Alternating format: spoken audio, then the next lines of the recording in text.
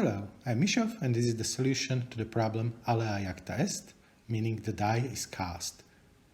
In this problem we are given at most 6 dice, and on each face of each die there is a letter. And in addition to the dice we are given a dictionary or word list with valid words. The length of these words is exactly the same as the number of dice we have, and we are trying to roll the dice in such a way that on the top of the dice we can read one of the valid words. After the roll we can rearrange the dice to spell the word, and the exact rules of the game are as follows. So at the beginning we roll all of the dice, and after each roll we can look at the current situation. If we can spell a word we are done, and if not we can select an arbitrary subset of dice and re-roll them. And the goal is to choose our actions in such a way that we minimize the expected number of rolls. Now, this is clearly a state problem. In this situation, the most straightforward way to determine the states is that the state is what is currently on the dice. And from each state we have a number of transitions that first we can make our selection, what is the subset of dice we are going to reroll, and then a selection is made uniformly at random for each of the reroll dice, what is the new top face, saying what is the new letter we got on this particular die. So if we do it in this straightforward way, what we will get is 6 to the 6 states. This is roughly 50,000, but then the number of transitions would be way too large.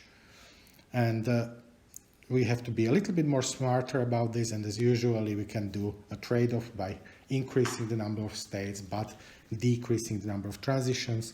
And one of the examples of this is already on the screen. So we have a current state with the letters on the individual dice, and the order of dice matters. So the first die has C, the second one has X, the third one has B.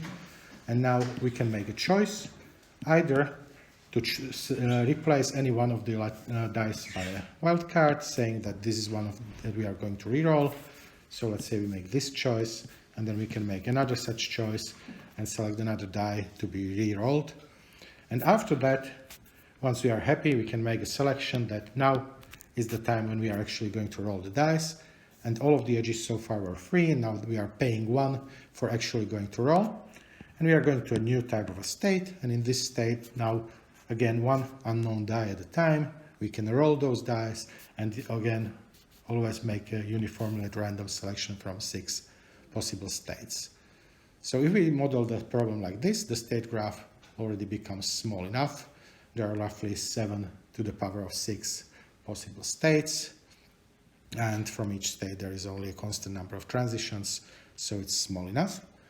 And now for each vertex of this state graph we want to evaluate what is the expected time in order to reach from this vertex any terminal vertex, so meaning any vertex where we can actually spell a word if we are making optimal choices. Here is one possible pitfall in this problem, that you may think that it is always optimal once we lock a die to keep it locked and reroll only a subset of remaining dice, but this is not true. It is possible to construct cases where after a roll you can evaluate that now it is good to reroll a die that was not rerolled in the previous one. So there can be cyclic dependencies, and how can we deal with those? There are 2 basic solutions that work. One of them is simply to simulate everything until we get convergence. So we will repeatedly iterate over all states, and for each state you will recompute its new answer based on the best answers we have computed so far. So if you are making the decision, you will take the minimum of the choices you have, and if you are rolling a die at random, then you will take average of those choices.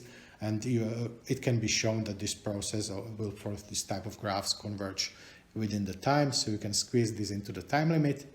But of course there is also a solution that is faster and has guaranteed performance that fits into the time limit, and this is essentially doing the same thing but in a smarter way. You start from the end and you do what looks like Dijkstra's algorithm, so you can always argue that if you look at what you can currently compute about the states, then the state for which the answer is smallest and is not finalized yet can be finalized, and you can repeat this process until you get the answers for all possible states.